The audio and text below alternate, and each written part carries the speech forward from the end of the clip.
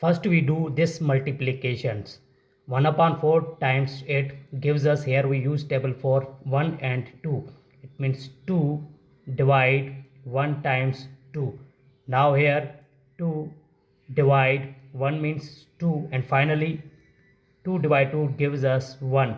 But this answer absolutely wrong, because according to order of operation, first we do parenthesis, then exponent, then multiplication or division, finally addition or subtraction. Remember that in multiplication and division have a equal priority. Always work from left to right. Same rules applies addition and subtraction. Here in this expression, one is division and multiplication. We know that multiplication and division have equal priority. So first we do division. 2 divide 1 upon 4 times 8. Now first we do this.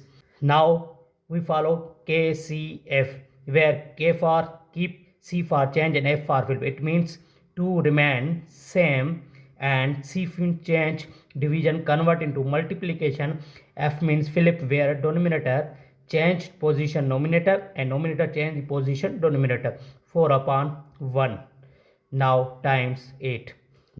2 times 4 gives us 8 times 8.